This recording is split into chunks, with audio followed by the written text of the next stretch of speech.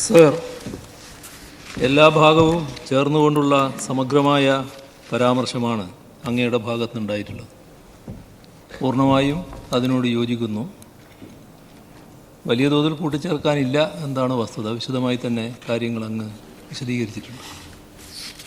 അങ്ങ് പറഞ്ഞതുപോലെ 2024 ജൂലൈ 30 പുലർച്ചെ വയനാട് ജില്ലയിലെ മേപ്പാടി പഞ്ചായത്തിൽ മുണ്ടക്കൈ ചൂരൽമല പ്രദേശത്തുണ്ടായ ഉരുൾപൊട്ടൽ സമാനതകളില്ലാത്ത മഹാദുരന്തമാണ് സൃഷ്ടിച്ചത്. ഒരു പ്രദേശമാകെ തകർന്നു പോകുന്ന സാഹചര്യമാണ് ഉണ്ടായത്. രാജ്യത്ത് ഇന്നുവരെ റിപ്പോർട്ട് ചെയ്യപ്പെട്ടിട്ടുള്ള ഏറ്റവും വലിയ ഉരുൾപൊട്ടലുകളുടെ ഗണത്തിൽപ്പെടുന്നതാണ് ഈ ദുരന്തം. ദേശീയ അന്തർദേശീയ തലങ്ങളിലെ ശാസ്ത്രജ്ഞർ ചേർന്ന് പ്രസിദ്ധീകരിച്ച ശാസ്ത്രലേഖനത്തിൽ മണിക്കൂറിൽ 100 കിലോമീറ്റർ വേഗതയിൽ 5.72 ദശലക്ഷം ഘനമീറ്റർ അവശിഷ്ടങ്ങൾ ഒഴുകിയെത്തിയെന്നാണ് കണക്കാക്കിയിരിക്കുന്നത്.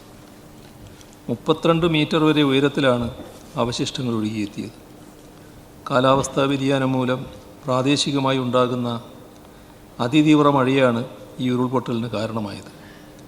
ഈ പ്രദേശത്തോട് ഏറ്റവും അടുത്തുള്ള കള്ളാടിയിലെ ഔദ്യോഗിക മഴമാപിനിയിൽ ജൂലൈ 29 200.2 മില്ലിമീറ്ററും 30 372.6 മില്ലിമീറ്ററും മഴയാണ് രേഖപ്പെടുത്തിയിട്ടുള്ളത്.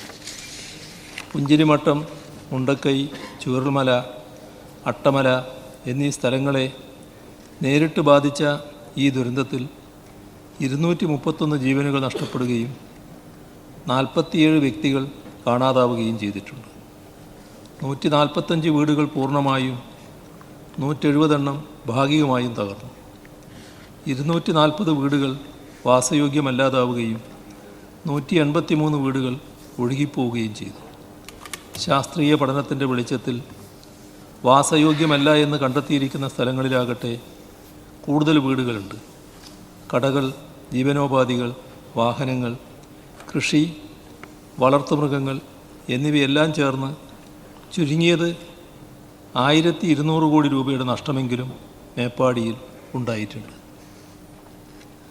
സർ, ഇതേ ദിവസം തന്നെയാണ് കോഴിക്കോട് ജില്ലയിലെ വാണിമേൽ പഞ്ചായത്തിലെ വിലങ്ങാടിലും ഉരുൾപൊട്ടലുണ്ടായത്. കോഴിക്കോട് ജില്ലാ ദുരന്ത നിവാരണ അതോറിറ്റിയുടെ കണക്ക് പ്രകാരം 48 മണിക്കൂറിൽ 307 മില്ലിമീറ്റർ മഴയാണ് വിലങ്ങാടിൽ രേഖപ്പെടുത്തപ്പെട്ടത്. അവിടെ ഒരു വിലപ്പെട്ട ജീവനും വീടുകൾ, കടകൾ, ജീവനോപാധികൾ, വാഹനങ്ങൾ, കൃഷി, വളർത്തുമൃഗങ്ങൾ എന്നിവയും നഷ്ടപ്പെട്ടിട്ടുണ്ട്. അവയെല്ലാം ചേർന്ന് ചുരുങ്ങിയത് 217 കോടി രൂപയുടെ നഷ്ടമെങ്കിലും വിലങ്ങാടിൽ ഉണ്ടായിട്ടുണ്ട്. മനുഷ്യൻ്റെ ഇടപെടലുകൾ ഒട്ടും തന്നെ ഇല്ലാത്തതും വനത്തിനുള്ളതുമായ പ്രഭവ കേന്ദ്രത്തിൽ നിന്ന് കിലോമീറ്ററുകൾ അകലെയുള്ള പ്രദേശങ്ങളെപ്പോലും തകർത്ത് തരിപ്പണമാക്കിയാണ് മേപ്പാടിയിൽ ഉരുൾപൊട്ടി ഇറങ്ങിയത്. വിലങ്ങാടിലും മേപ്പാടിയിലും ജനങ്ങളുടെയും സന്നദ്ധ പ്രവർത്തകരുടെയും തദ്ദേശ സ്വയംഭരണ സ്ഥാപനങ്ങളുടെയും ജില്ലാ ഭരണ സംവിധാനങ്ങളുടെയും ജാഗ്രതയുടെ ഫലമായി നിരവധി ജീവനുകൾ രക്ഷിക്കാൻ കഴിഞ്ഞിട്ടുണ്ട്. മേപ്പാടിയിലെ ദുരന്തത്തെ അതിജീവിച്ച 794 കുടുംബങ്ങൾ നിലവിൽ വാടക വീടുകളിലാണ് താമസിക്കുന്നത്. വിലങ്ങാടിൽ 30 കുടുംബങ്ങളാണ് വാടക വീടുകളിൽ കഴിയുന്നത്. മേപ്പാടിയിലെ അതിജീവിതർക്കായി സുരക്ഷിതമായ ടൗൺഷിപ്പ് നിർമ്മിക്കുന്നതിനുള്ള നടപടികൾ പുരോഗമിച്ചു വരികയാണ്. വിലങ്ങാടിലും സമഗ്രമായ പുനരധിവാസം ഉറപ്പുവരുത്താനുള്ള ശ്രമങ്ങളാണ് നടത്തിവരുന്നത്. രണ്ടിടങ്ങളിലെയും അതിജീവിതർക്ക് വേണ്ട അടിയന്തര സഹായങ്ങളെല്ലാം തന്നെ സംസ്ഥാന സർക്കാർ ലഭ്യമാക്കിയിട്ടുണ്ട്. ആഗോള താപനത്തിൻ്റെയും കാലാവസ്ഥാ വ്യതിയാനത്തിൻ്റെയും ഫലമായി അടിക്കടി പ്രകൃതി ദുരന്തങ്ങൾ ഉണ്ടാകുന്ന നാടായി കേരളം മാറുന്നു. ഇനിയും ആവർത്തിക്കപ്പെടാൻ സാധ്യതയുള്ള ഇത്തരം ദുരന്തങ്ങളെ പ്രതിരോധിക്കാനും അവയുടെ ആഘാതം പരമാവധി ലഘൂകരിക്കാനും സംസ്ഥാന സർക്കാർ ഒരു ക്ലൈമറ്റ് ചേഞ്ച് അഡാപ്റ്റേഷൻ മിഷൻ രൂപീകരിച്ചിട്ടുണ്ട്. കാലാവസ്ഥാ വ്യതിയാനത്തിൻ്റെ പശ്ചാത്തലത്തിൽ കേരള കേന്ദ്രീകൃത ഗവേഷണങ്ങൾ നടത്താനായി institute of climate change studies എന്ന സ്ഥാപനത്തിന് തുടക്കം കുറിച്ചിട്ടുമുണ്ട്. കാലാവസ്ഥാ പ്രവചനം ശക്തിപ്പെടുത്തുന്ന വിധത്തിൽ റഡാറുകൾ ഉൾപ്പെടെ കൂടുതൽ നിരീക്ഷണ സംവിധാനങ്ങൾ കേരളത്തിന് ലഭ്യമാക്കണമെന്ന് സംസ്ഥാന സർക്കാർ കേന്ദ്ര സർക്കാരിനോട് ആവശ്യപ്പെട്ടിട്ടുണ്ട്.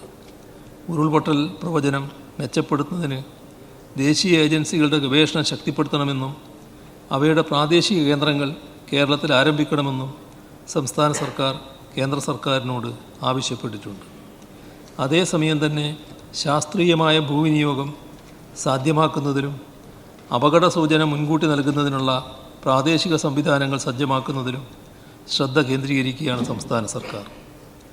ഇതിനൊക്കെ പുറമെ ഇപ്പോഴുണ്ടായ ദുരന്തങ്ങളുടെ പശ്ചാത്തലത്തിൽ മേപ്പാടിയിലെയും വിലങ്ങാടിലെയും ഉരുൾപൊട്ടലുകൾ ശാസ്ത്രീയ വിശകലനങ്ങൾക്ക് വിധേയമാക്കി വരികയാണ്. ആഗോള താപനത്തെയും കാലാവസ്ഥാ വ്യതിയാനത്തെയും ഫലപ്രദമായി ചെറുക്കുന്നതിനും അവയുടെ ഫലമായി ഉണ്ടാകുന്ന ദുരന്തങ്ങളെ അതിജീവിക്കുന്നതിനും കേരളത്തിന് ശാസ്ത്രലോകത്തിൻ്റെയും കേന്ദ്ര സർക്കാരിൻ്റെയും ആഗോളതലത്തിലെ വിദഗ്ധരുടെയും പൊതുസമൂഹത്തിൻ്റെ ആകെയും പിന്തുണയും സഹകരണവും ആവശ്യമാണ് എന്ന് ഈ സഭ വിലയിരുത്തേണ്ടതുണ്ട്. ദുരന്തത്തെ അതിജീവിച്ചവരെ ചേർത്ത് പിടിച്ചുകൊണ്ട് അവർക്ക് കൂടുതൽ മെച്ചപ്പെട്ടതും സുരക്ഷിതവുമായ ഒരു ജീവിതം പുനഃസ്ഥാപിച്ച് നൽകാനുള്ള അശ്രാന്ത പരിശ്രമത്തിലാണ് സംസ്ഥാന സർക്കാർ ഇപ്പോൾ ഏർപ്പെട്ടിരിക്കുന്നത്. അത്തരം പ്രവർത്തനങ്ങൾക്ക് ഈ സഭ പൂർണ്ണ പിന്തുണ നൽകണമെന്ന് അഭ്യർത്ഥിക്കുന്നു. വയനാട്ടിലെ മേപ്പാടിയിലും കോഴിക്കോട്ടെ വിലങ്ങാടിലും ഉണ്ടായ ദുരന്തങ്ങളിൽ ജീവൻ നഷ്ടപ്പെട്ടവരുടെ കുടുംബങ്ങളോടുള്ള അനുശോചനം രേഖപ്പെടുത്തുന്നു.